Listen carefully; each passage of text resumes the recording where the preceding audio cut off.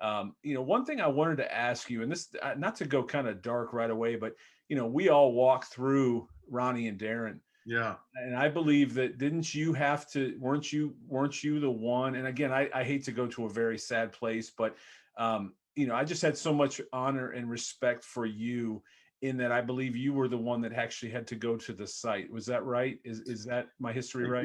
I did. That was that'll always, be something I remember, not for good memories, but there were some that came out of it, but really tough days. I had to go identify them, when they had been in the accident, and then I actually went with a policeman to tell their parents Hmm. that they had passed.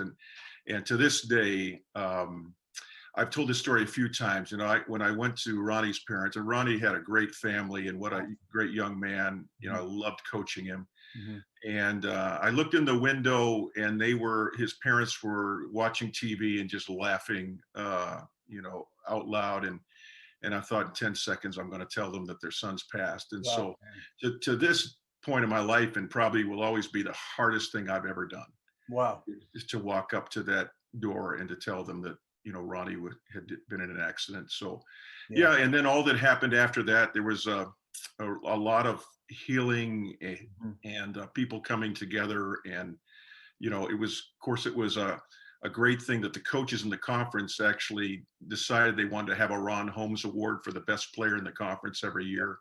Yep. And that meant a lot to us. We had his family come in, and they would present that at times. And so and I even have some contact still with his sister, Joy. Boy. Yep. Hmm. She was a fabulous player at Purdue, the player of the Yep. decade there.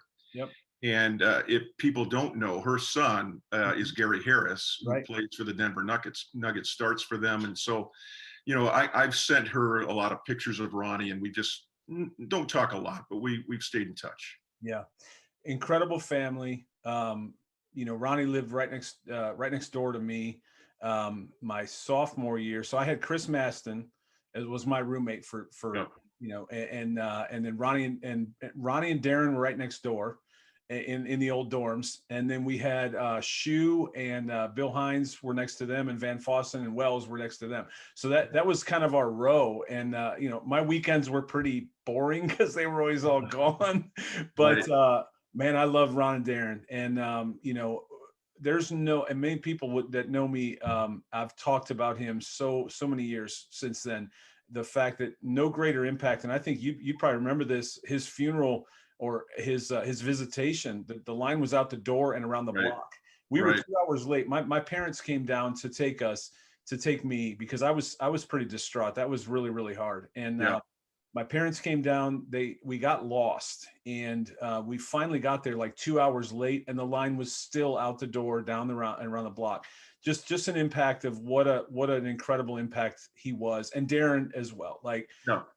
just love those guys. And I didn't mean to go to that place, but I know you were connected with them as well. Yeah, and there are a lot of great memories. We always want to remember people before all that happened. And Right.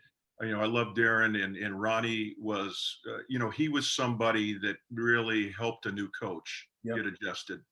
And he was the star of the team, he and Steve Gregory, Mhm. and they accepted me with open arms after having a good experience with Bernie Bilikian and all that. And so Yeah. that meant a lot to me. And that, I think, that kind of set the scene for us to have a really good year that first year. And I always was indebted to them for that. And Ronnie was something special. He had me laughing so much of the time. And but he was a great player to coach.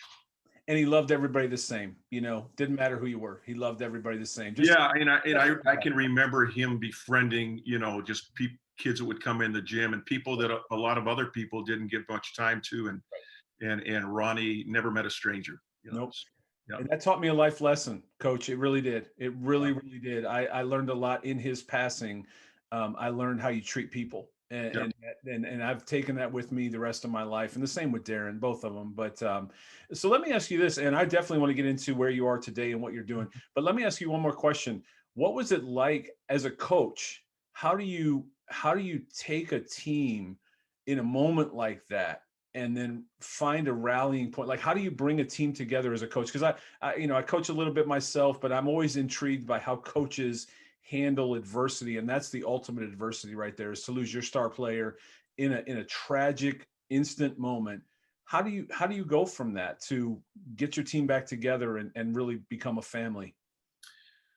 Well, it wasn't easy by any stretch, and we had our high points and we had some real low points, especially those that were close to Ronnie and Darren.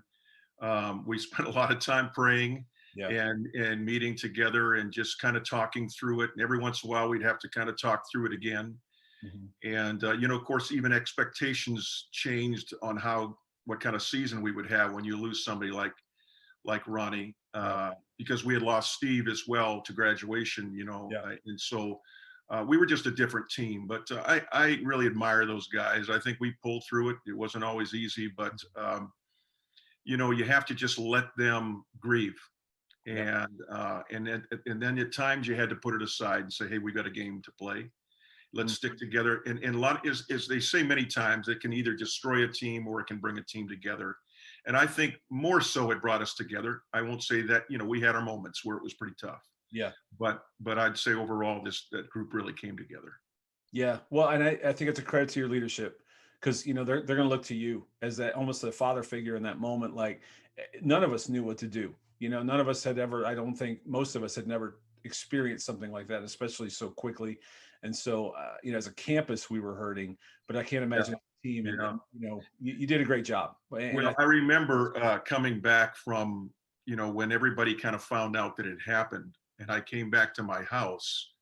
We were living on Coshocton Avenue at that point, and I Mhm. don't know if you were over there, but my house was just packed full of Wow. students, and we were all just kind of coming together to work our way through that thing. So yeah. Yeah, we went over to Sugar Street because that's where those guys all lived. Okay. And we went to Sugar Street, and anyway, I didn't want to spend a lot of time on that, but thank you for your leadership during that time. Sure. Because that, and especially you had to do so. I got honestly a little choked up when you were talking about going to his family's house.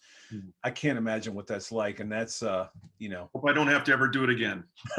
right, absolutely. So